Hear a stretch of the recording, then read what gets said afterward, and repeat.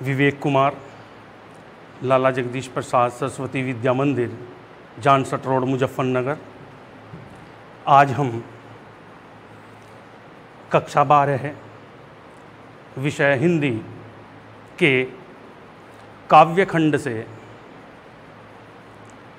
शीर्षक कैकेयी का अनुताप का अध्ययन करेंगे और उसके अंदर निहित मानवीय गुणों का अध्ययन करेंगे,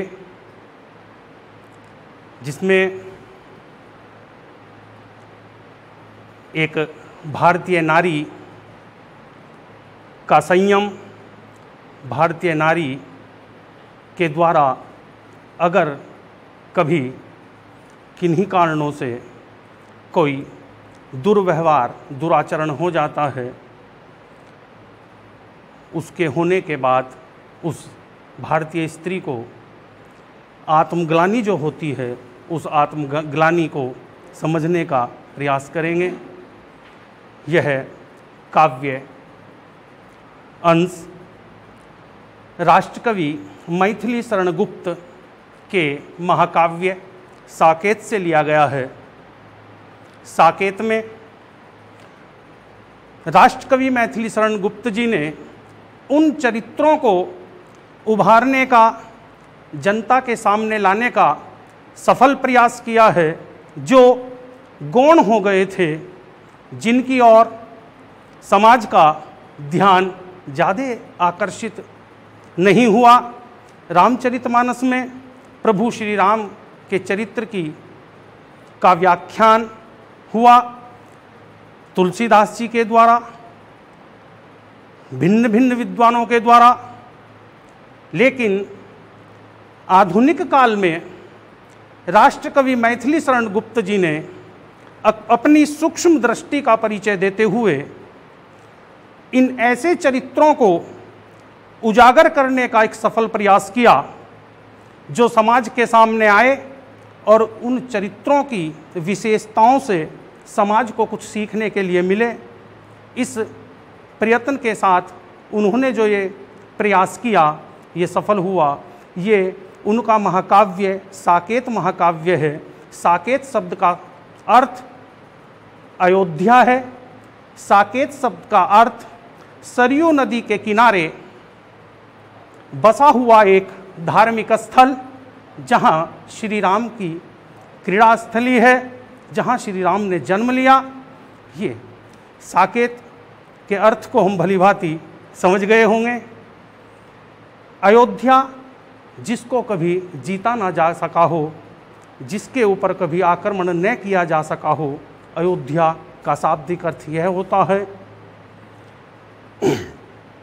मैथिली शरण गुप्त जी ने जो साकेत लिखा, उस साकेत के अंतर्गत ही ये शीर्षक एक कैकेयी, जो कैकेयी पूरे रामायण की, पूरे रामचरितमानस का मुख्य पात्र, स्त्री पात्र, जिसके आचरण को दिखाया गया, वो लोभवश अपने स्वार्थ के वशीभूत होकर के अपनी संतान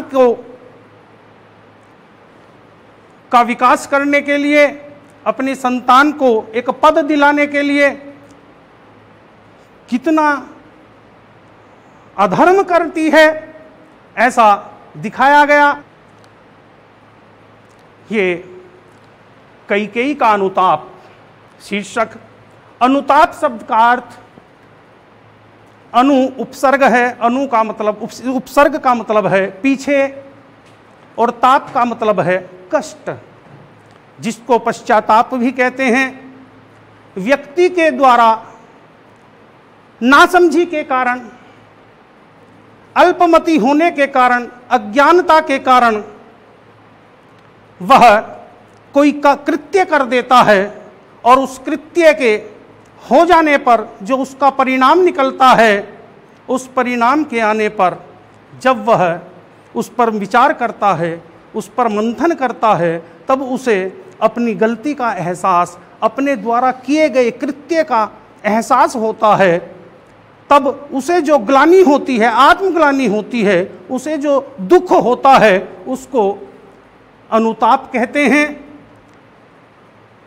पश्चाताप कहते हैं। अपने द्वारा किए गए किसी गलत कार्य को मनन करके, ध्यान करके फिर उसके ऊपर दुखी होना, उसको महसूस करना, इसे कहते हैं पश्चाताप। ये कैकेयी का अनुताप सीधे सीधे काव्य पर आते हैं। काव्य की पंक्तियां हैं कि तदंतर बैठी सभा उटज के आगे, नीले वितान के तले दीप बहु जागे, टकटकी लगाए नयन सुरों की थे वे, परिणाम उत्सुक उन भयातुरों के थे वे। उत्फुल्ल करौंदी कुंज वायु रह रह कर, करती थी सबको पुलक पूर्ण मह मह कर। वह चंद्रलोक था कहाँ चांदनी वैसी, प्रभु बोले गिरा गंभीर नीर निधि जैसी। हे भरत भद्र अब कहो अभिप्सित अपना, सब सजग हो गए भंग हुआ जो सपना। हे आर्य रहा क्या भरत अभिप्सित अब भी, मिल गया अकंटक राज्य उसे जब तब भी।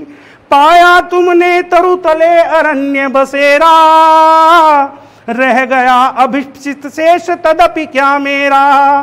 तनु तड़प तड़प कर तप्त तात ने त्यागा, क्या रहा अभिप्सित शेष और तथापि अभागा। हा इसी अयस के हेतु जनन था मेरा, निज जननी ही के हाथ हनन था मेरा। निज जननी ही के हाथ हनन था मेरा। ये तदंतर शब्द से यहाँ इस काव्यांश की शुरुआत हुई। तदंतर का मतलब इसके पश्चात, इसके बाद। वर्णन उस समय का है जिस समय भरत अपने बड़े भाई श्री राम को मनाने के लिए चित्रकूट में जाते हैं, और चित्रकूट में जाकर के वह अपनी हृदय की पीड़ा, अपने मन के भाव श्री राम के सम्मुख रखते हैं। ये उस समय का वर्णन है। यहाँ जिस समय भरत जी आए और निषाद राज ने आकर के श्री राम को चित्रकूट में, पंचवटी में ये सूचना दी, तो तब लक्ष्मण जी ने अपने सामर्थ्य अनुसार सोचते हुए कहा कि भाई राम, कहीं भरत को इस राज्य मिल जाने का अहंकार न हो गया हो, और वो हमारे ऊपर यहाँ चढ़ाई के उद्देश्य से, युद्ध के उद्देश्य से कहीं न आए हों, कहीं ऐसा तो नहीं। तब गोस्वामी तुलसीदास जी ने रामचरितमानस में कहा है, राम ने क्या कहा, राम ने लक्ष्मण को समझाते हुए क्या कहा कि भरत ही हो इन राज मधु, विधि हरि हर पद पाई। कबहू की कांजी सी करनी, क्षीर सिंधु बिन साई। तुलसीदास जी कहते हैं, रामचंद्र जी ने भरत को समझाते हुए कहा कि हे लक्ष्मण, भरत इतने महान चरित्र वाला है। भरत महान है क्योंकि जिस समय भरत का जन्म हुआ उस समय गुरु वशिष्ठ ने जब भरत का नामकरण किया, उस समय कहा कि विश्व भरण पालन कर जोई, ताको नाम भरत सम होई। जो विश्व का भरण पोषण और पालन करेगा उसका नाम भरत होगा। हे लक्ष्मण, तुम भरत के विषय में ऐसा सोच भी कैसे सकते हो, ऐसा कहा। ये प्रकरण वहाँ से शुरू होता है, यह कि तदंतर इस घटना के घटित हो जाने के पश्चात क्या होता है कि तदंतर बैठी सभा उटज के आगे, नीले वितान के तले दीप बहु जागे। उसके पश्चात एक सभा का आयोजन हुआ, उस स्थान पर एक सभा आयोजित की गई। उस सभा में एक कुटिया के सम्मुख जहाँ श्री राम निवास करते थे, और आसमान नीले वितान के तले दीप बहु जागे, नीले आसमान के नीचे बहुत से दीपक चमक रहे हैं, और उन दीपक जो वो चमक रहे हैं, ये वितान शब्द का मतलब आकाश, वितान का मतलब श्यामयाना, जिसको सीलिंग भी कहते हैं। ये प्राकृतिक जो आसमान है, इस आसमान के नीचे जो दीपक जो जले, ये रात्रि का समय, रात्रि में। तो नीले वितान के तले दीप बहु जागे, बहु माने बहुत सारे, जागे माने चमक उठे, टकटकी लगाए नैन सुरों के थे, राष्ट्र कवि मैथिली शरण गुप्त ने कितना सुंदर वर्णन, क्या उपमा दी है कि टकटकी लगाए नैन सुरों के थे वे। ये जो तारे निकल रहे थे, ये तारे नहीं, ये उन देवताओं के सुर माने देवता, ये उन देवताओं की आंखें थी, जो इस सभा के अंदर क्या परिणाम होगा, क्या निर्णय लिया जाएगा, उस निर्णय को सुनने के लिए, उस निर्णय को देखने के लिए वो लालायित थे। कि टकटकी लगाए नयन सुरों के थे वे, परिणाम उत्सुक उन भयातुरों के थे। वह भय से आतुर भी थे, वो भयग्रस्त भी थे, उन्हें डर भी था कि परिणाम उत्सुक, और वो परिणाम के लिए उत्सुक भी थे, परिणाम को शीघ्रता से जानना चाहते थे। भयातुरों के थे वे, ये नेत्र, ये तारे नहीं, ये नेत्र थे, उन देवताओं के नेत्र थे, जो उसको वहां उस घटना को घटित होते हुए देखना चाहते थे। उत्फुल्ल करौंदी कुंज वायु रह रह कर, करती थी सबको पुलक पूर्ण मह मह कर। वहां आनंदित होकर के, प्रसन्न होकर के, करौंदी कुंज, करौंदे का एक वृक्ष होता है, एक पौधा, पेड़ होता है, उस पे करौंदे आते हैं। करौंदे का अचार आपने खाया होगा, करौंदा लाल हो जाता है, करौंदा खट्टा होता है करौंदा। उस करौंदे कुंज माने बाग बगीचा, जो एक लगाया जाता है, एक तारतम्य में, एक ढंग से व्यवस्थित रूप से लगाया जाता है, उसको कुंज कहते हैं। उस कुंज से होती हुई जो वायु आई, वायु का जो झोंका आया, वह आनंद में था, वो आनंदित कर रहा था सभी को, और करती थी सबको पुलक पूर्ण मह मह कर। वह सभी को आनंद प्रदान कर रही थी, जो वायु करौंदों के पौधों से होकर के आ रही थी। वह चंद्रलोक था, कहाँ चांदनी वैसी, वर्णन किया है कि वह चंद्रलोक था, कहाँ चांदनी वैसी। वह चंद्रलोक के समान उस समय उस स्थान की जो स्थिति थी, वहां का जो वातावरण था, वह चंद्रलोक के समान था।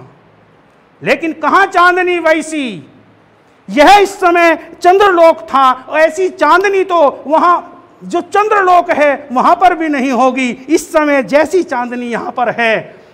प्रभु बोले गिरा गंभीर नीर निधि जैसी। ऐसे वातावरण में, ऐसे स्वच्छ वातावरण में, ऐसे शांत वातावरण में, ऐसे सुगंधित वातावरण में प्रभु बोले गिरा गंभीर नीर निधि जैसी। प्रभु बोले, प्रभु श्री राम जब भरत उनके सम्मुख आ गए, जब भरत ने सभा में उपस्थित हो गए, जब भरत ने अपनी मन की इच्छा रखनी चाहिए, तब प्रभु श्री राम ने जानना चाहा, भरत से कहा, क्या कहा? प्रभु बोले, किस प्रकार बोले? गिरा गंभीर नीर निधि जैसे, जिस प्रकार नीर निधि, नीर माने जल, पानी, निधि माने खान, जल की खान, एक विस्तृत भंडार, जिस प्रकार समुद्र, सागर, जिस प्रकार सागर शांत होता है, उसी प्रकार भगवान राम अपने बिल्कुल शांत, धैर्य के साथ, विनम्रता के साथ उन्होंने प्रश्न किया, भरत से पूछा। क्या पूछा? कि हे भरत भद्र अब कहो अभिप्सित अपना, सब सजग हो गए भंग हुआ जो सपना। हे भरत, आप अपना अभिप्सित बताएं।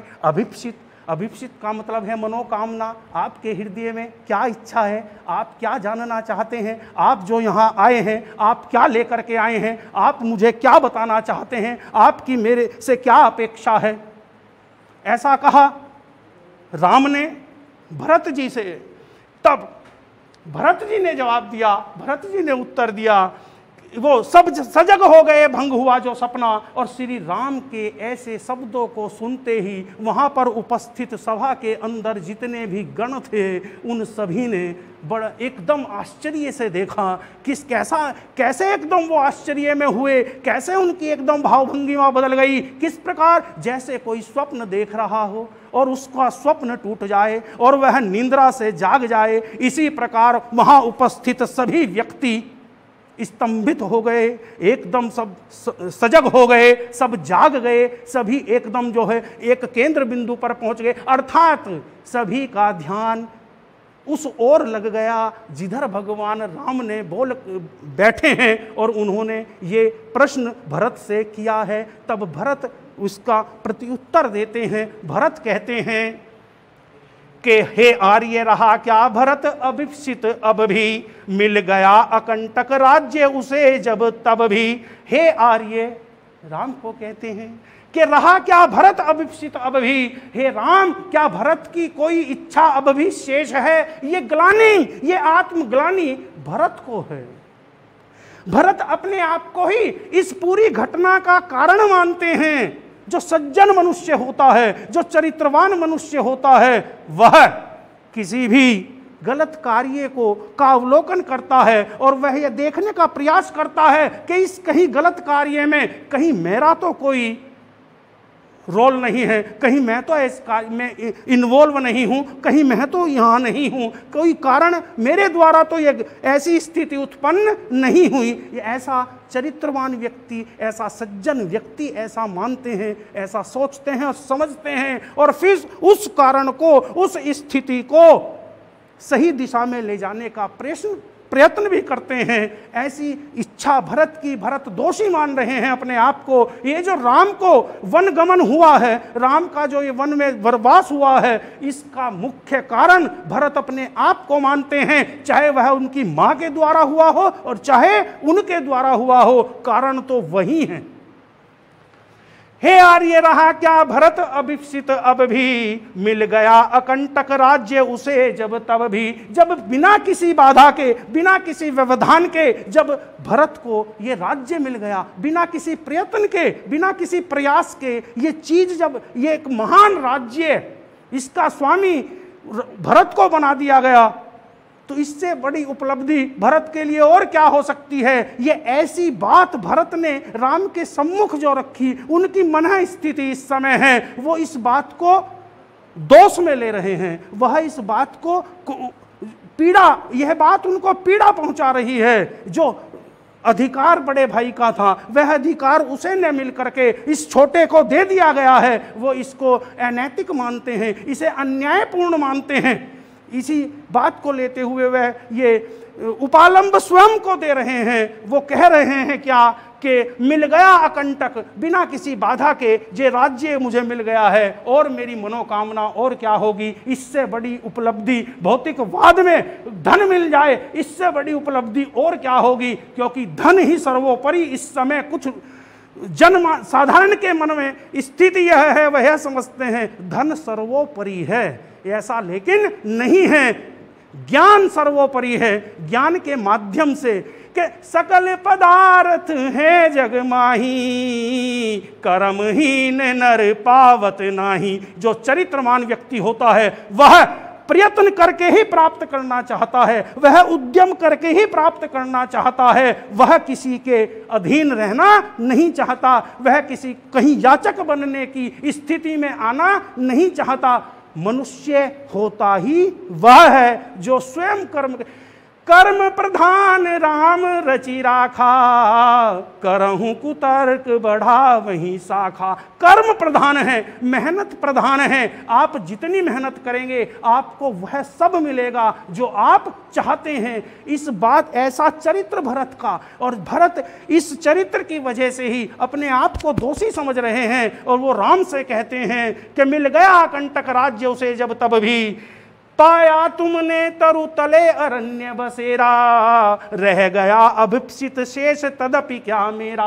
हे राम, हे बड़े भाई, आपने मेरी वजह से, मेरे कारण से आपने इस वन में यहाँ निवास किया है, इन वृक्षों के नीचे आपने अपना निवास स्थान बनाया है, और इससे बड़ा अभिप्सित मेरा क्या हो सकता है। ये उपालंब के रूप में, ये बुराई के रूप में स्वयं को बुराई, स्वयं को दोषारोपण करते हुए यहाँ भरत कह रहे हैं, तनु तड़प तड़प कर तप्त तात ने त्यागा, क्या रहा अभिप्सित और तथापि अभागा। तनु, तनु माने शरीर, तन माने शरीर, तड़प तड़प करके पीड़ा में आकर के, वियोग में आकर के, दशरथ वियोग में आकर के अपने प्राणों को त्याग देते हैं। जब श्री राम वन को चले जाते हैं तो यही बात भरत जी ने श्री राम के सामने कही।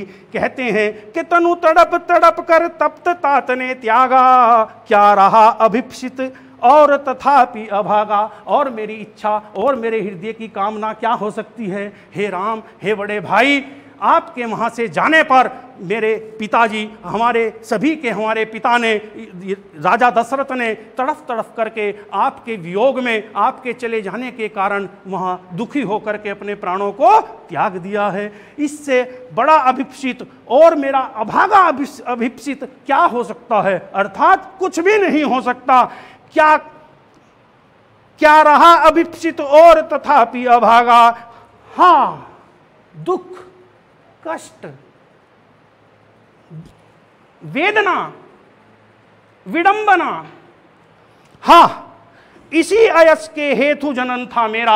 अब भरत कह रहे हैं, ये स्वयं को दोषारोपण कर रहे हैं। क्या इस अयश के, ये जो अयश मुझे मिला है, ये जो मेरी अपकीर्ति हुई है, ये जो मेरा पतन हुआ है, समाज की नज़र में जो मैं गिर गया हूं, क्या इस स्थिति के लिए ही मेरा जन्म हुआ था?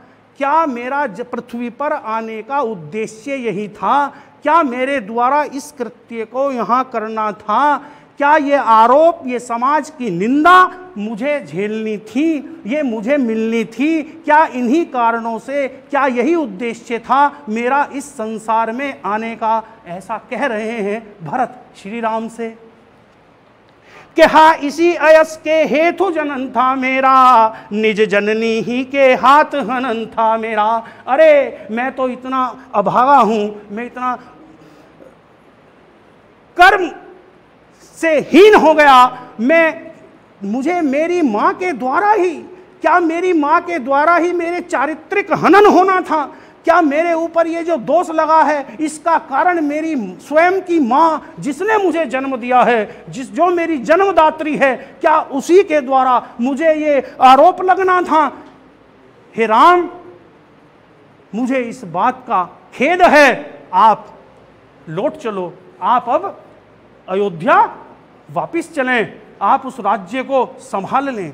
यहां आप देखें कि बोलते हैं कि टकटकी लगाए नैन सुरों के थे वे, और परिणाम उत्सुक उन भयातुरों के थे। परिणाम से के लिए उत्सुक, लेकिन भयातुर किस बात का भय? वहां ये देवताओं के नेत्र थे। देवता समाज, पूरा का पूरा देव समाज स्वर्ग लोक से देख रहा था, वहां उपस्थित था।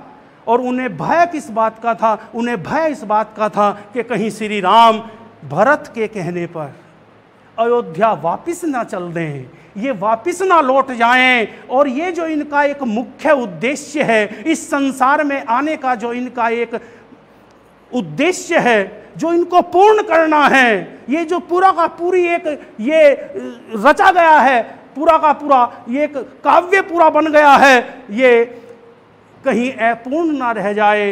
इन्हें तो आसुरी शक्तियों का मर्दन करना है, और वो एक अयोध्या के सिंहासन पर बैठ करके एक व्यक्ति नहीं कर सकता। उसके लिए तो शासन छोड़ना पड़ेगा, उसके लिए तो सब कुछ त्यागना पड़ेगा। केवल केंद्र बिंदु बना करके राम जो चले हैं, राम जो इस यात्रा पर बढ़े हैं, कहीं इस यात्रा में ये भरत का प्रेम इन्हें बाधित ना कर दे, कहीं ये अयोध्या ना लौट जाएं। इस बात का संशय, इस बात का भय उन देवताओं को था।